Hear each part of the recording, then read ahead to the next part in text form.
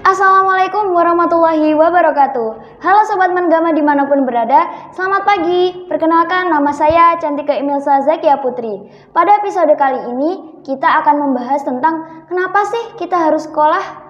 Kan kebetulan pada tanggal 2 Mei memperingati Hari Pendidikan Nasional. Nah, sekolah zaman sekarang kan udah super duper enak banget ya. Mulai dari cara berpakaian, aturannya juga udah beda banget sama sekolah zaman dahulu. Kali ini kita kedatangan narasumber spesial, salah satu guru senior di Mantiga Madiun. Pastinya kita bisa sharing-sharing ya, sekolah zaman dulu tuh kayak apa sih? Selamat pagi Pak Eko. Selamat pagi Mbak Ica. Bagaimana kabarnya Pak Eko, sehat ya? Alhamdulillah, semoga Mbak Ica juga sehat ya. Ya, amin. Ya, walaupun aku udah kenal nih sama Pak Eko, tapi biar lebih afdolnya nih, Pak Eko kenalan dulu lah sama Sobat Manggama. Oh iya. Selamat pagi pemirsa semuanya. Perkenalkan, saya adalah Eko Budiwasito yang mengajar di Mantiga Madiun.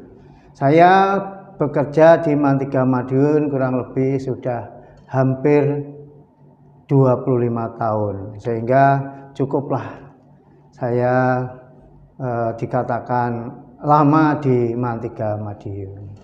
Jadi Pak Eko itu di Mantiga Madiun udah 25 tahun? Ya, sudah 25 Berarti tahun. lama banget ya Pak Eko? Ya, mungkin saya masuk di sini Mbak Ica belum lahir. Iya, saya aja lahir tahun 2007 loh Pak. Ya, berarti saya masih di pucuk pring. Iya. Ya, jadi kan kalau Pak Eko udah lama banget di sini kan, jadi tahulah sekolah Mantiga Madiun dulu sama sekarang kan pasti beda jauh ya Pak ya. Yang Mantiga Madiun? Iya, belum Madiun dulu ya? Dulu namanya belum Mantiga Madiun, ya. Namanya masih Mandolopo. Ya. Dan awal pertama kali saya masuk Mandolopo itu tahun 1999. Jadi waktu itu tidak ada di desa Glonggong, tapi di desa Dolopo. Oh, jadi Dolopo. Ya, jadi tempatnya nggak di sini Pak? Nah, dulu di pinggir kali, makanya namanya PK karena pinggir kali. Jadi posisinya itu kurang lebih 50 meter dari kali yang ada di sebelah baratnya Mandoho waktu itu. Ya, semua Mandoho, Mandolopo, Mantiga Madiun. Ya, itu juga dan gedungnya pun juga masih numpang. Ya, masih numpang, jadi mengikut pada gedung yang dimiliki oleh sebuah yayasan tertentu. Jadi waktu itu ngikut, dan jumlah gedungnya cuma satu gedung, tapi ada 3 ruang besar dan 1 ruang kecil untuk kantor. Ya, jadi kalau perbedaannya sama sekarang jauh banget ya Pak? Wah, sudah jauh ya, kalau banget. Sekarang ya ibaratnya perbedaannya seperti yang kita tempati ini, gedung dari barat ke timur itu dulu seperti itu. Lainnya enggak ada gedung-gedung lainnya. Iya kan, kalau sekarang udah besar-besar bangunannya kan, udah dibangun, udah super lengkap banget fasilitas Mantiga Madiun nih. Ya, sudah hebat sekarang. Iya. Secara apa? Fisiknya sudah ganteng banget. Pembangunannya ya. Ya, sudah layak lah untuk menjadikan Man yang apa itu lebih hebat, itu udah layak karena tepi jalan. Dulu kan kurang lebih berapa itu? Kurang lebih 1 kiloan dari jalan raya itu. Oh, jadi di dalam? Iya, di dalam. Dulu di dalam dari kurang lebih 1 kilo dari jalan raya Ponorogo itu. Nah, sekarang udah di tepi jalan, tambah enak banget ini. Iya kan, kalau deket jalan raya jadi pandangannya orang luar tuh jadi lebih tahu ya Pak? Ya, pandangannya orang luar lebih tahu, dan samping itu siswanya pun juga lebih enak. Turun dari bis langsung ke madrasah. Tapi kalau zaman sekarang kan udah ada motor ya Pak, jadi siswa itu nggak perlu kesusahan naik bis. Ya, betul. Kalau dulu itu kan motor masih hanya orang-orang tertentu yang naik motor, anak-anak tertentu. Oke Pak, itu kan kalau dari segi pembangunan. Terus ini kalau dari cara pembelajarannya, kalau zaman dulu mungkin sama sekarang beda ya Pak. Sekarang udah ada papan tulis, udah ada kursi mejanya, maksudnya udah layak banget. Kalau zaman dulu tuh kayak gimana Pak? belajar pada zaman dulu itu tahun 1975 ya.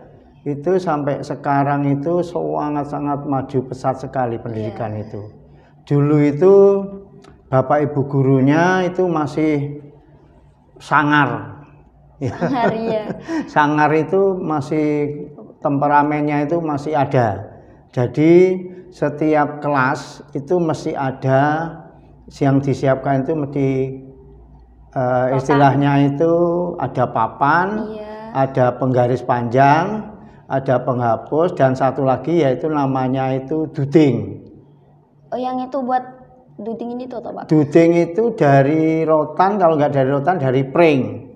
Itu gunanya untuk nutuk anak-anak yang misalnya nakal, bandel, terus nggak mau ngerjakan PR, matematika, ya PR apa itu nanti dia itu mesti apa itu upahnya itu mesti dapat kena duding itu. Disamblekkan atau ditutukkan itu sudah hal yang biasa. Dan anak-anak itu juga penurut. Jadi kalau misalnya dia itu disamblek, dia apa ya sudah, tawaduknya itu luar biasa itu kalau dulu itu. Suatu bentuk pertanggungjawaban ya, Pak? Iya, karena dia merasa bersalah. Misalnya nggak mengerjakan PR itu ya langsung pernah itu pengalaman Pak Eko waktu di SMP tidak mengerjakan PR itu kebetulan anak 3. Nah, kebetulan di depan ada garisan segitiga. Nah, akhirnya sama Pak gurunya bertiga itu disuruh gigit setiap sudut garisan itu sampai materi pelajaran itu habis, bayangkan. Jadi sambil Pak guru itu menjelaskan, Pak guru itu menerangkan pada siswa lainnya. Jadi yang kena hukuman tidak mengerjakan PR itu gigit garisan, penggaris itu di depan. Nah, apakah sekarang itu ada? Sudah enggak ada. Tapi di situ ya diterima dengan senang hati, dengan ikhlas, dengan nyatanya ya jadinya ya jadi sekarang ini gitu loh. Maksudnya seperti itu. Kan kalau zaman dulu itu memang aturannya ketat banget ya, Pak. Sama sekarang itu beda banget. Kalau zaman sekarang kan kayak kebanyakan los gitu kan ya. Ya bukannya los tapi sama zaman dulu kan jelas beda aturannya. Ya. Kalau masalah kemerdekaan itu lebih merdeka sekarang anak-anak itu. Karena kalau zaman dulu itu ya karena mungkin masih berbau pendidikannya itu kan masih berbau penjajah ya. Artinya itu masih ada istilahnya itu sisa-sisa guru-guru dari zaman tipe penjajah itu, jadi karakternya ya karakter keras itu loh, dari karakter keras, karakter yang disiplin, karakter yang istilahnya itu harus turut dan manut. Tapi hasilnya itu memang luar biasa di dalam etika bersikap dan berperilaku. Ya, jadi seperti itu. Perbedaannya di situ kalau sikap dan perilaku. Kalau secara ilmu, materi itu ya jauh, masih maju-majunya sekarang. Sesuai dengan perkembangan zaman ya. Ya, perkembangan zaman ini.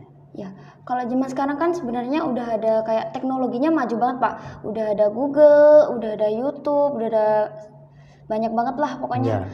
Terus kenapa sih kita tuh harus diwajibkan datang setiap hari ke sekolah, Pak?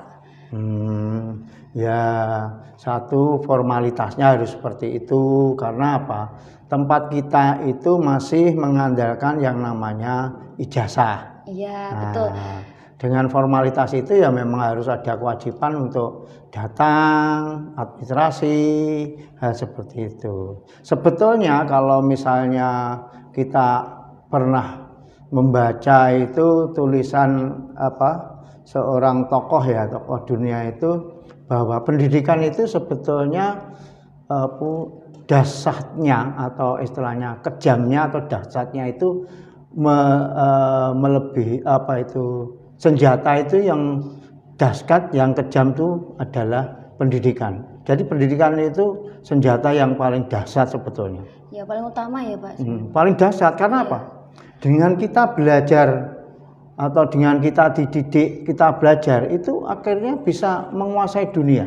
Iya benar ya, Pak. Iya enggak? Iya benar. Dan itu akhirnya kalau itu salah bisa menjadi senjata yang kejam.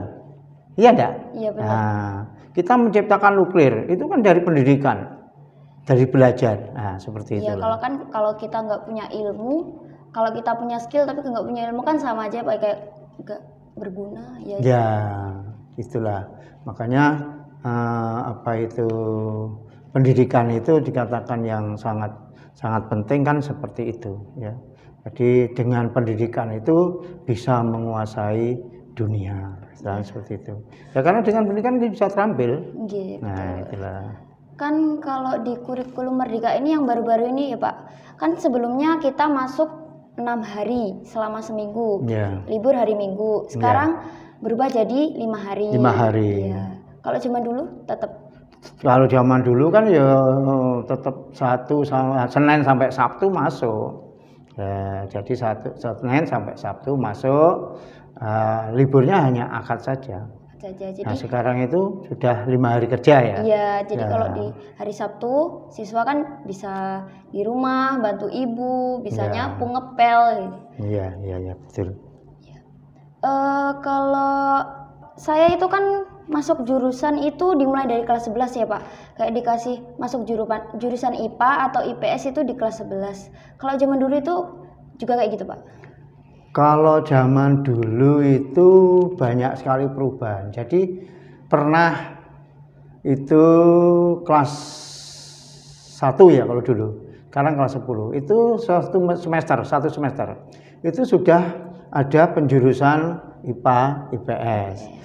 Lain waktu, lain tahun lagi ada lagi kelas 1 itu naik ke kelas 2 baru penjurusan. Terus tahun berikutnya ada lagi beda lagi kelas 2 itu baru menentukan penjurusan. Nah, ini memang untuk penjurusan ini ada banyak perubahan. Jadi dari tahun 1970 itu sampai dengan sekarang itu banyak sekali perubahan. Ada dulu pernah jurusan A1, jurusan A2, jurusan A3, bahkan ada jurusan yang A4. Nah, bukan IPA IPS saja, tapi A1, A2, A3 dan A4 ya. Kalau itu sebelumnya kan Man3 Madiun kan belum ada plus keterampilan ya Pak. Iya. Jadi ini adanya keterampilan ada APHP dan elektro. Jadi sebelum Man3 Madiun ada plus keterampilan itu Man3 Madiun itu kayak apa Pak? Man3 Madiun sebelum ada elektro, ada APHP yang secara khusus untuk menangani tentang keterampilan itu ya materinya ya materi seperti teori dan praktek ya sesuai dengan jam yang ada. Semula kan hanya 2 jam itu. Jadi sangat terbatas sekali. Iya, terbatas banget. Sangat terbatas. Jadi untuk prakteknya malah tidak ada. Jadi kebanyakan pembelajaran di dalam kelas itu kayak pembelajaran teori saja, prakteknya tidak ada. Tapi alhamdulillah dengan adanya satu terobosan atau satu kegiatan untuk pembenahan kurikulum itu ada 6 jam kalau nggak salah itu. Jam-jam untuk elektro maupun APHP, sehingga untuk praktek itu waktunya sangat-sangat longgar. Iya. Sehingga anak untuk menciptakan satu misalnya keterampilannya untuk mengaktualisasikan dari teori itu masih bisa gitu loh. Jadi longgar lah waktunya. Ya. Kan Pak Eko salah satu guru senior di sini, pastinya ada cerita kayak paling membekas banget di hatinya Pak Eko tuh. Oh gitu. Jadi sebetulnya katakan membekas tidak ya memang itulah sebagai seorang pendidik itu ya. Jadi liku-liku seorang pendidik itu yang paling membahagiakan tuh kalau ketemu siswanya yang sudah lulus, alumni itu sukses. Ya, atau sudah menempati dia itu pada posisi di masyarakat itu istilahnya itu bagus, baik secara apa itu ekonomi, secara mental, secara istilahnya kedudukan itu sudah mapan. Itu sangat-sangat apa itu membanggakan, istilahnya dari seorang pendidik. Nah, sebelumnya jadi seperti itu ya seperti kelas 10, kelas 11, kelas 12 itu ya liku-likunya ya banyak sekali, artinya kadang ya nggak mengerjakan tugas, kadang waktu apa itu diterangkan itu tidur, waktu diterangkan itu ngomong sendiri. Lah ini memang sebagai tantangan seorang pendidik itu ya seperti itu, karena memang yang dididik manusia. Jadi kan untuk mendidik, merubah lah. Pendidikan itu kan merubah ya. Untuk merubah dia itu dari tidak mampu menjadi mampu itu ya memang banyak sekali tantangannya. Ya, jadi salah satunya seperti itu. Tidak pinter itu kadang itu sulit. Susah ya, susah, Pak. Iya. Kadang tapi nanti kalau tidak misalnya dolan atau misalnya kegiatan yang lain, ya, Pak, itu seneng memang ya. Ya karena memang apa itu masa-masanya ya campur aduk itu. Ya, memang kalau pas waktu belajar tuh godaannya banyak banget, Pak. Kadang yang males, ngantuk lah. Ya. Kalau kegiatan ekstra mungkin nggak seperti itu. Iya, soalnya kan praktek-praktek jadinya nggak bakal ngantuk. Iya. Kalau Mbak Ica ini gimana? Ya, tergantung, Pak. Kalau pelajarannya disuka ya enggak. Kalau yang agak nggak suka ya gimana gitu. Ya paling enggak ya harusnya memberi contoh pada yang lainnya. Iya. Tuh ya. Ya seperti itulah. Apa itu kepuasan seorang pendidik itu kan ya seperti itu. Yang dididik, yang siswanya itu berhasil lah. Ya, intinya kalau jadi siswa itu harus menghormati Bapak Ibu guru ya, Pak. Gimana pun gurunya tuh kayak apa, kita sebagai siswa tuh harus tetap menghormati Bapak dan Ibu guru ya. Ya, menghormati dalam arti istilahnya itu selalu apa ya? Menyesuaikan dengan kondisi zamannya. Ya. Jadi ya patuh, ya nurut, ya sepanjang itu dalam koridor sebagai siswa dan guru. Jadi pendidikan seperti itu memang ya. Baik, Pak. Sebelum kita tutup kan bulan ini Bapak mau terakhir mengajar di sini, terus mau masuk masa pensiun nih. Ya, hari ini adalah hari secara formalitas saya terakhir di Man3 Madiun ya. Nah, jadi nanti mulai pukul 00 setelah itu saya sudah harus tidak boleh memakai atribut Korpri lagi, tidak boleh memakai atribut yang dari ASN itu. Jadi hari inilah terakhir untuk secara formalitasnya pengabdian saya di bangsa dan negara ini. Alhamdulillah diparingi sukses, diparingi sehat, diparingi masih bisa nyampe pada tanggal 30 April. Alhamdulillah ya, Pak. Alhamdulillah. Ya. Pesan dan kesan Bapak untuk Sobat Manggama gimana? Untuk Sobat Manggama. Untuk Sobat Manggama itu loh, Pak, yang nonton. Pesan dan kesan Bapak buat Sobat Manggama. Oh. Iya. Man3 Madiun, siswanya atau? Ya seluruh. Semuanya. Iya seluruh yang. Oh ya.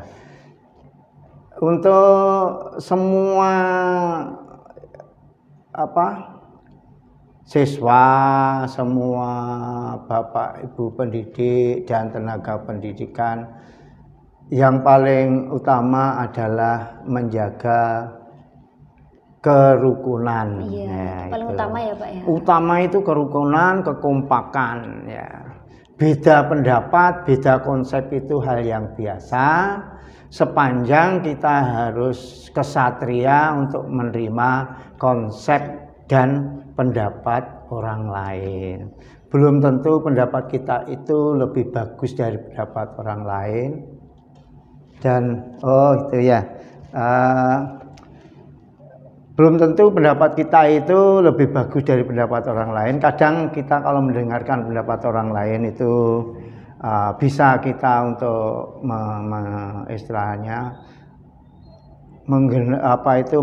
mencampur ya istilahnya itu mengkomparisikan dengan pendapat kita sehingga nanti yang baik kita pakai, yang tidak ya kita tinggalkan. Dan yang paling utama adalah kebersamaan dalam memiliki Mantiga Madun ini. Tidak usah bahwa ini adalah aku. Iya. Ya, ini adalah aku. Nek aku ora mlaku lah. Ini suatu hal yang jangan sampai muncul di Mantiga Madun. Semuanya adalah memiliki Mantiga Madun. Itu ya. Kalau untuk anak-anak itu ya namanya anak-anak harus taat, patuh, turuti perintah Bapak Ibu guru. Karena di sini adalah titipan dari orang tua, amanah dari orang tua untuk putra-putrinya. Demikian Mbak Ica. Ya. Saya ucapkan selamat memasuki masa purna ya Pak. Ya, terima kasih. Dan menikmati waktu bersama keluarga. Alhamdulillah. Semoga Bapak Eko dikasih kesehatan, amin. Juga keluarganya dikasih amin. Kesehatan selalu. Amin. Terima kasih ya Pak Eko ya, sudah meluangkan waktunya. Sama-sama Mbak Ica. Sehat selalu.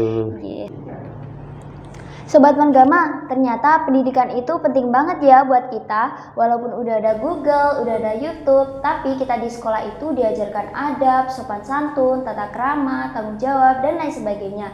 Jadi, sesibuk apapun kita, sekolah tetap nomor 1. Jangan malas ya teman-teman. Demikian perbincangan kita dengan Bapak Eko Budi Wasito. Saya ucapkan selamat Hari Pendidikan Nasional tahun 2024. Semoga pendidikan di Indonesia terus maju dan jaya. Ke pasar beli mangga, sampai sana adanya pepaya. Sobat Manggama, sampai jumpa di episode selanjutnya. Jangan lupa like, comment, and subscribe ya. Wassalamualaikum warahmatullahi wabarakatuh. Mantiga Madiun, bisa jaya. Dadah.